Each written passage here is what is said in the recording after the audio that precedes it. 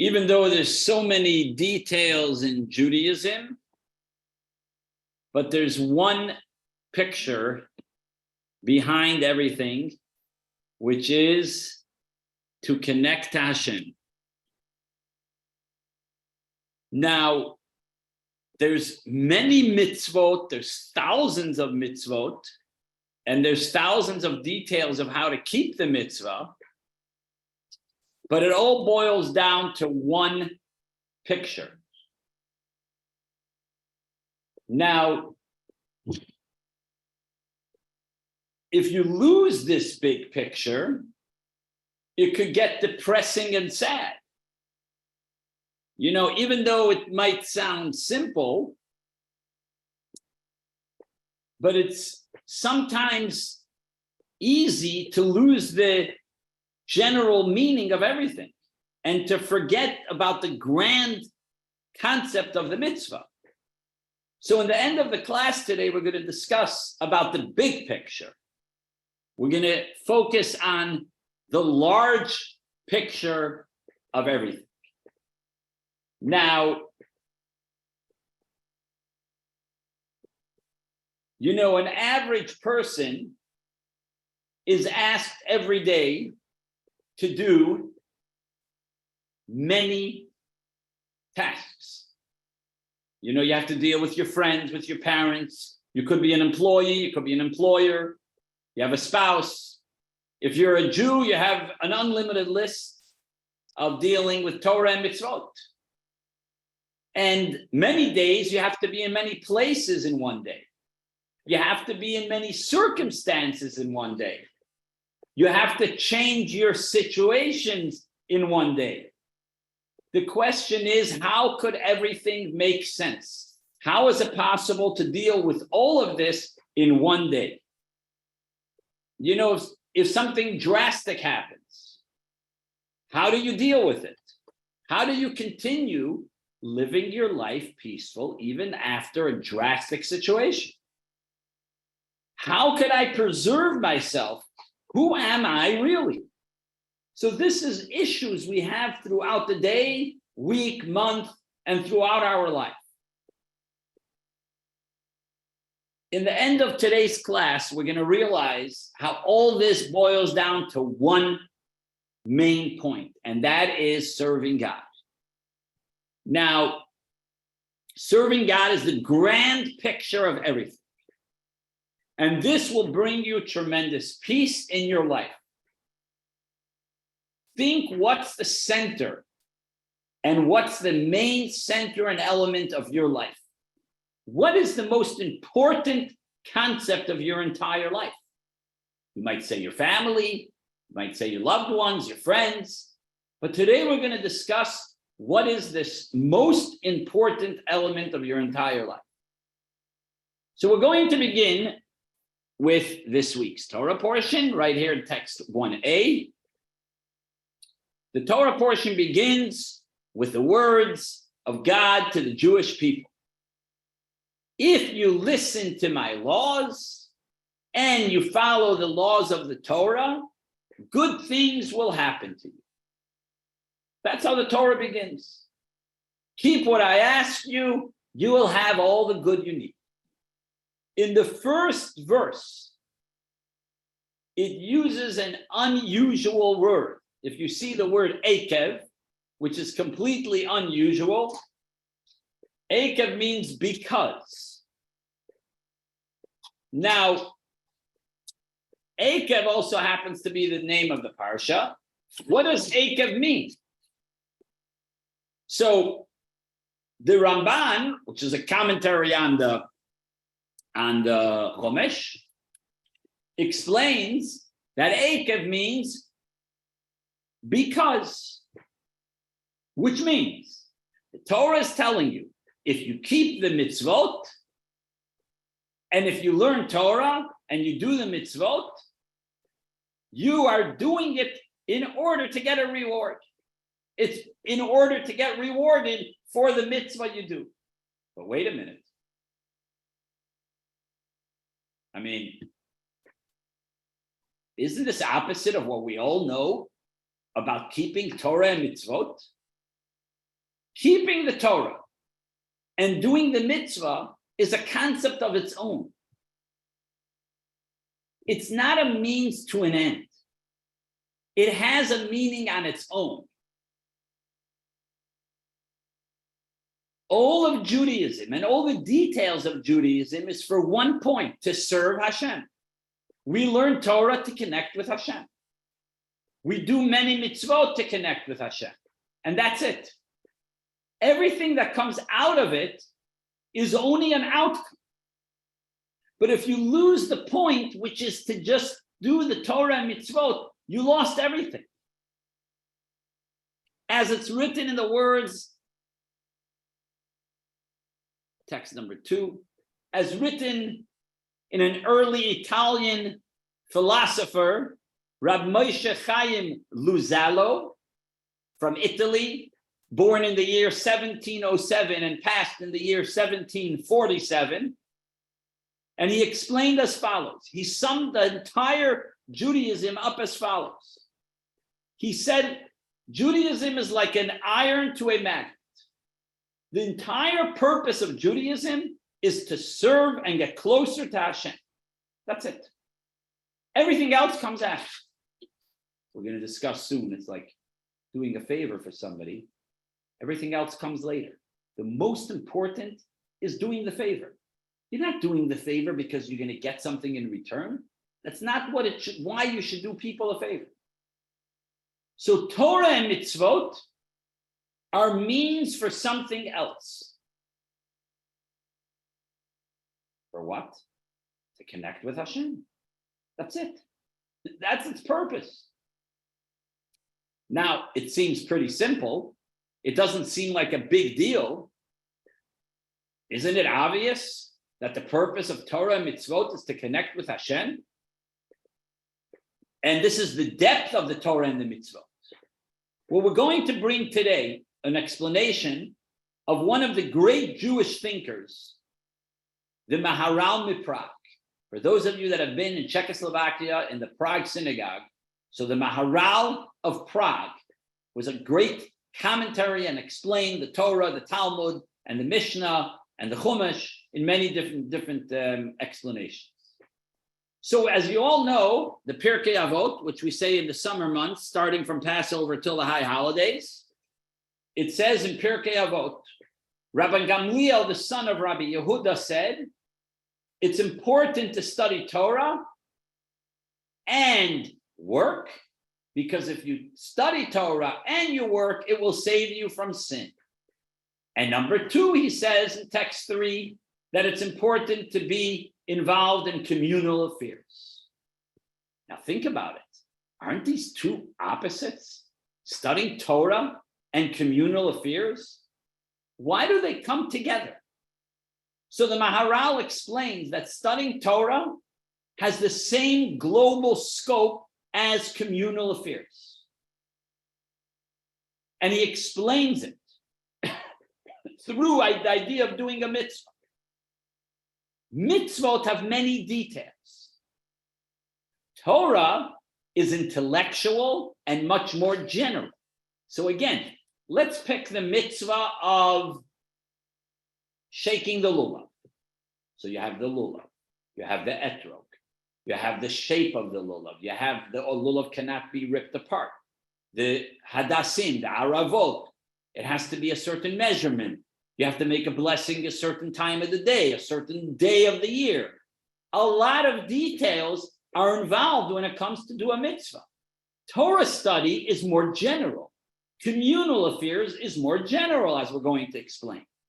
So the Maharal develops this idea that Torah is more intellect and universal. Communal affairs is more intellectual and universal. The Maharal explains this idea. We all know that Jacob was running away from his brother and he went to lie down. And there were a whole bunch of rocks around his head. And he put the rocks around his head to go to sleep. Each rock said, I want Jacob to put his head on me. So God made a miracle that all the rocks turned into one. So when he put his head on one rock, he was in essence putting his head on all the rocks. But why were the rocks arguing? What did they really want? Well, the point was, it shows on the idea of intellect, as we're going to explain in a moment. The head shows an intellect, and all of it becomes one. Your intellect and your wisdom is the ultimate of human beings. We're complex beings. We do, we speak, we think, we feel. The most important part of us is thinking. No other creation thinks on the same level that we think. And therefore, Torah study is greater than all the mitzvot. All the mitzvot are connected to one specific act. Action, something specific, specific time, specific human being. A human has to take the lulav and shake it on Sukkot in the morning. Torah study is more general. And by the way, you could do it anytime. 24/7, you could study Torah. As long as you're not in the restroom or in the shower or in a dirty place, you could study Torah anywhere. So therefore, the Mishnah brings Torah study with communal affairs because they're both a very broad scope. And the Maharal explains even deeper, intellect is spiritual. Even mitzvot that are connected, even the mitzvot that are connected to speech, but it's all physical. When you're saying the Shema, again, it's physical. It's more connected to a physical concept. Everything physical is limited, and it's separated. Just let's go back to our example with the lulav. It's a perfect example. The lulav is maybe, it's a lulav, but the lulav itself is a physical existence, being blessed by a physical human being. And everything physical is far away from God to an extent because it's physical. Hashem is spiritual and this is physical. And it's far away from its true source. That is the big picture of the entire world.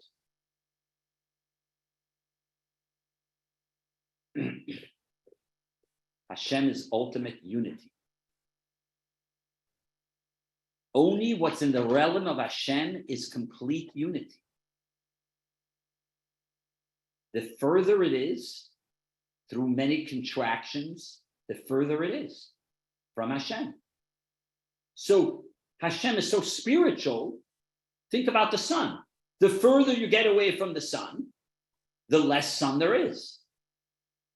So the further you get away from the light, the dimmer the light is. So the closer you are to Hashem, the more unity you feel, the more oneness you feel. So according to this, we could say that mitzvot are far away from spirituality because there's so many details, because they're limited. In a way, it's disconnected from spirituality. Where do we find significance in mitzvot? Isn't the window of Judaism and limited to details and many laws? Can't you get lost with all these details? You have to say the Shema in the morning and you have to say it in the evening. You can't say it past 10 o'clock. You can't say it before a certain time in the evening. You have to make a blessing before you eat and make a blessing after you eat. You have to make sure it's kosher. You have to make sure it was shechted the proper way. You have to make sure you say the blessing before you eat and the blessing after you eat.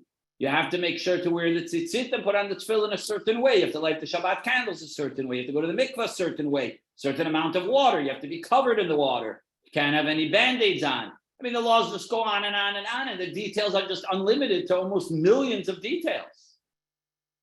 So you might fail to appreciate the global truth about it. So we're sort of explaining over here. It's like maybe we're going to lose the point. So many details. It's like I'm giving you a speech of all the details of the business, but I'm not explaining to you the main idea is to go out and try to make money. You know, people have theories and ideas, but practicality. So we see in Tosfos, in one of the commentaries on the Gemara, we see here something that even strengthens our question, is that you're not allowed to make a mitzvot, are not a package deal. Each mitzvah has an individual mitzvah. Again, it shows on the details. Like, for instance, the day someone's getting married, he's not obligated to say the Shema because he's nervous and he's busy doing the mitzvah of getting married. So he's exempt from Shema. God forbid someone's doing a funeral, he's also exempt from saying the Shema because you can't mix the mitzvot. It loses the appreciation of one mitzvah if you're doing another mitzvah. So if you're busy helping walking a coffin and it's taking you an entire day, where those days it was much more of a lengthy process because they would have to walk it or put it on a horse and buggy. So you're exempt from saying the Shema because if you stop to say Shema, it's disrespectful to the dead, and so on and so forth. You have to be focused on one mitzvah and not be distracted by another mitzvah. So our question is even stronger. Mitzvot are detailed and limited, which causes us to wonder, is that it? Or there's a bigger picture. It's not only a technical question, it's also a practical question for the way we live our lives. Because without a big picture, there's just thousands of details. Then the spirituality and the ultimate goal and the passion is missing. How could you feel glory and beauty of Judaism if you're busy with the details? Of course, they're important because Hashem said to do it, but is it all of Judaism? Is this what Judaism is all about? It seems uninspiring. It's like all the details of the electric wire, and you go through all the tiny sparks and the connections, but you forget to connect it to the power source. It's worth nothing.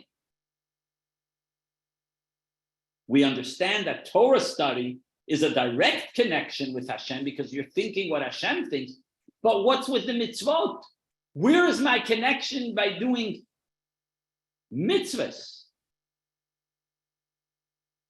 Well, I'm going to explain today how every mitzvah you do, whether it's joining a Torah class, whether it's putting on tefillin, whether it's lighting the Shabbat candles, whether it's keeping kosher, whether it's being nice to a friend, whether it's not saying negative on friends, so on and so forth.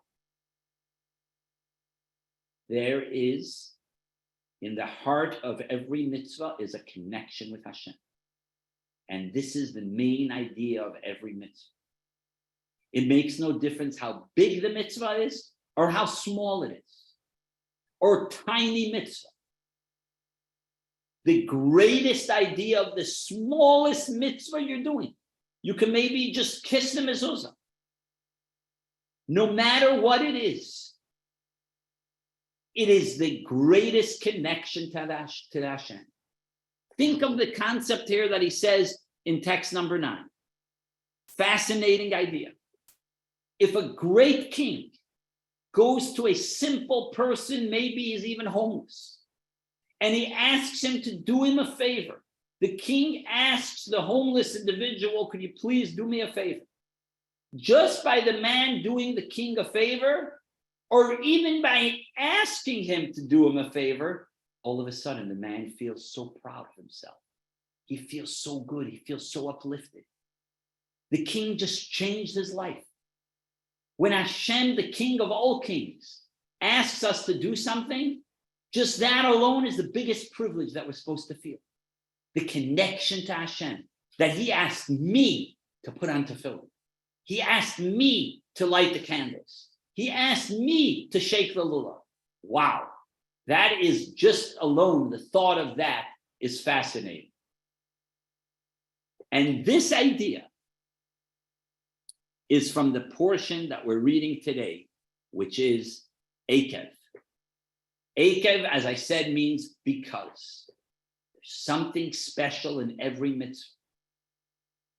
The greatest specialty of a mitzvah is connection with Hashem.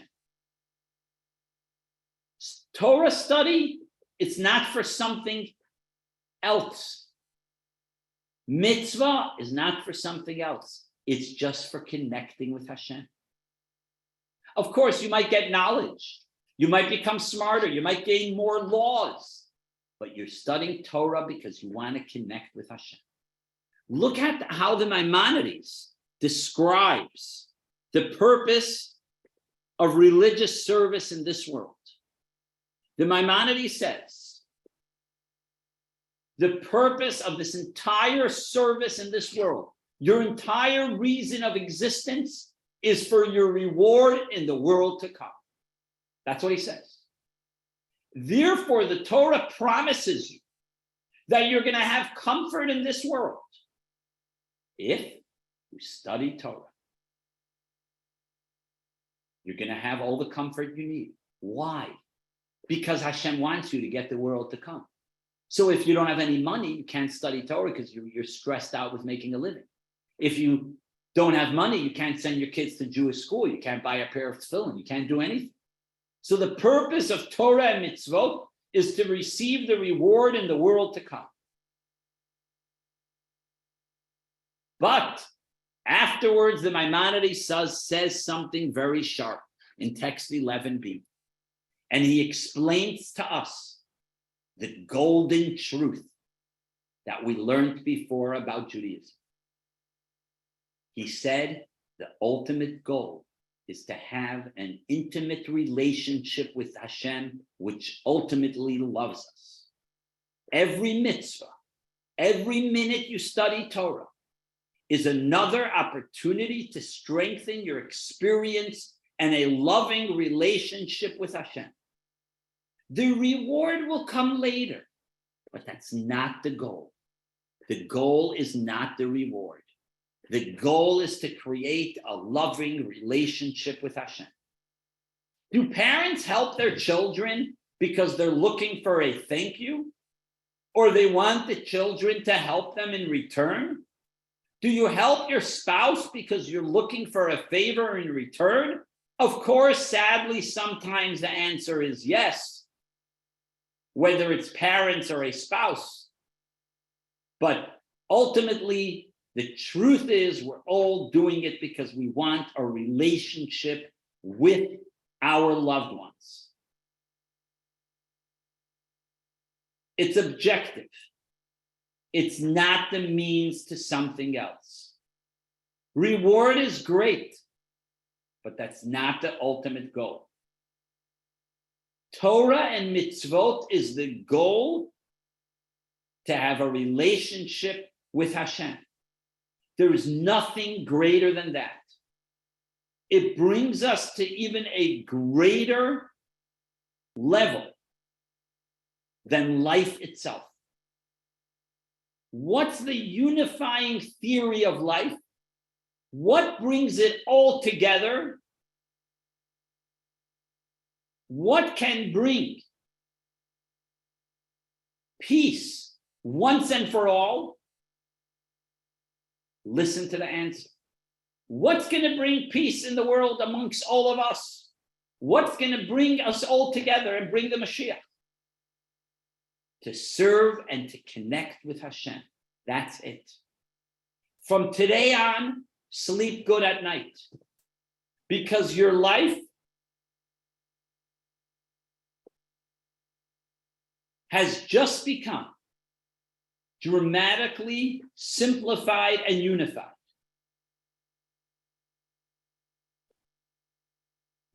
There is not many things. Of course, you have tasks, you have roles, you have places, you have people, or even moments in your life, but it's all one, and that's Hashem. Hashem might ask you in the morning to do A. In the afternoon, it'll ask you to do B. In the evening, it'll ask you to do C. But it all returns to the same destination, Hashem. Of course, life changes. The perspective changes. Many times it changes on its own. When you think you finally figured it out and you have achieved the rhythm of your system, of your life, something comes along and changes. It could be, God forbid, a health issue. It could be your job changed, a new place, or maybe world events change your entire life. How could it make sense to you? How are you able to continue? What do you do now? Everything you knew till now, all the systems you knew well, all the tapped resources that you know is from the past. How could I be guided for the future?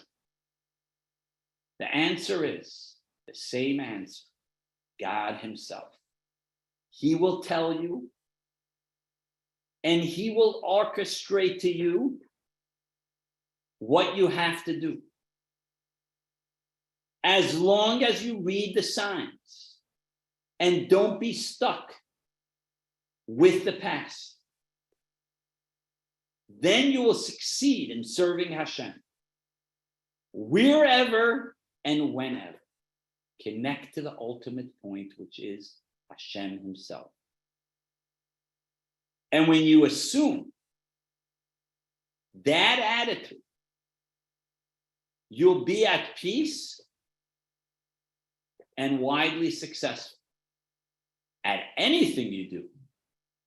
You will be able to succeed in any situation because you're connected with the oneness of Hashem, which ultimately brings you oneness and peace in every situation. No matter where you are, what you are, how you are, when you are, whatever it is. To appreciate the truth brings peace even in many details and in many changes of time and place. Even if you're engaged, which seems to be small, and small details, you're in peace with it. You could carry out every detail peacefully and with utmost attention and care. Ultimately speaking, details are very important because that's what Hashem told us to do. But don't forget about the global idea, which is connecting with Hashem. And when you always remember that the ultimate goal is connecting with Hashem, you're going to be in peace with every single situation and circumstance. It makes no difference to you about global events. It makes no difference to you about politics and about all other things that are going on. It doesn't affect your ultimate goal. Your goal of Torah study and prayer and Torah and mitzvot and being a good person and being kind to people and respecting your parents and your siblings and your children and your spouses and all these things. Everything has to be complete connection with an ultimate, intimate connection with Hashem. And then everything you do after that will succeed. Any questions? Hi, Rabbi. Yes. So I've been thinking about this for a while, but you said some things that make me even wonder more. When you were saying the oneness of Hashem, yet Hashem created each of us different. And when the Torah was transmitted in Mount Sinai, you had every soul, so we're all different. There's one Torah, but just like everybody reads a book, they'll see something different or see a movie. So isn't it, everybody has their own relationship with Hashem, right? Yeah. Everybody's not the same relationship. Everybody's different, but the Torah is one, but yet we all see it different. And I'm wondering, 2000 years, where we are now, why there's always such differences? Because people argue. right? Because nobody sees everything the same way. And everybody has you can study Torah in yeshiva, which I've never went to, but when they discuss Talmud, everybody's debating, right? It's not one way, it's the nature of a debate. Now, by the way, it says, first of all, Ein do sehen shabbos, meaning Hashem gave us the ability to enhance the Torah and explain it based the way you understand it, based on the rules of the Torah. And it's perfectly fine to have a difference of opinion. In other words, let's say it says you should keep Shabbos. Okay, so we know the basics. Don't light a fire and don't do this and that. But then you have different customs of what type of prayers to say, what kind of foods exactly you should eat, what kind of songs you should sing at the Shabbat table, what time you should daven on Shabbos morning. Do you daven take Shabbat early? Could you take it a little later? And Hashem is okay with that. And he wants there to be a diversity of opinions. It's perfectly fine. And that's what makes Judaism beautiful, as long as you don't lose the point. That's what I'm saying. I mean, I think that's the beauty of it, because you can have differences, and that's what Hashem wanted, because if we all did it the same way, exactly, it would be kind of boring, right? Exactly. And by the way, everyone studies Torah on their level.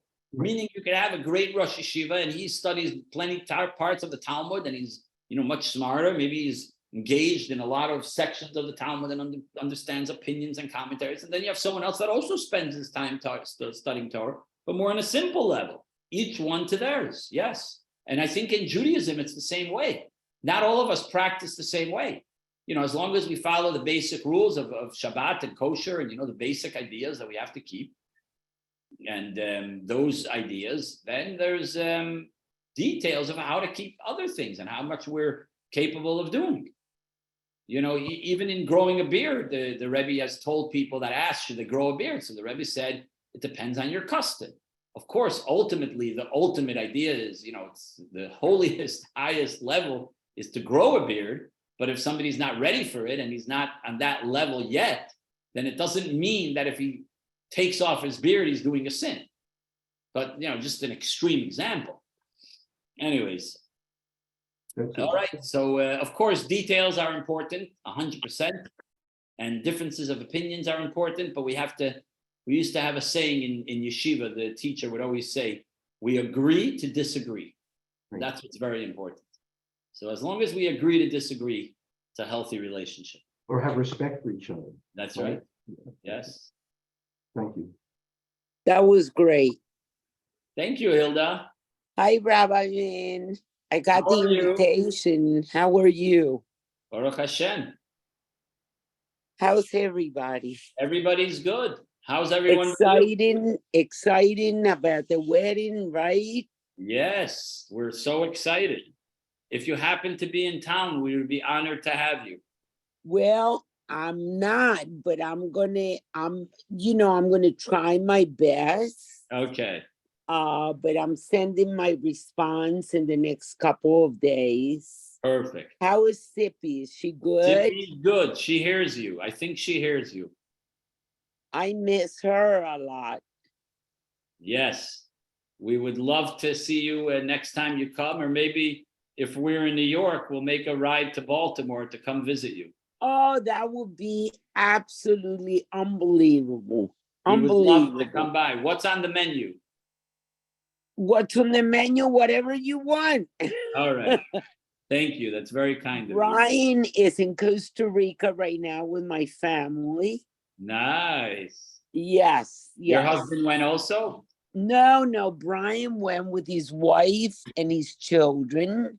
Fantastic. And they're there, and I think he's doing the class because he reminded me from Costa Rica. Oh, wow. That's so nice. He's having a great experience. Good. He needs it. He deserves it. He loves it. Loves my family in Costa Rica, our family. Oh, so you have, I see. So you have family there. Okay. Oh, yes. Okay. And religious family and kosher family. So that's your sister or brother? My side. My mom, my Zadie, my side of the family is in Costa Rica. Okay. Yes. So you have siblings or cousins? Brian has I cousins. have cousins, yes. My Okay. siblings are gone, but in my parents, but I have dear, dear, dear cousins. Very And Brian is very, very close to them. And he made it his business to go there for the next 2 weeks. And nothing is so heartwarming to me that he's with my family. okay. That's good. That's beautiful. It's beautiful.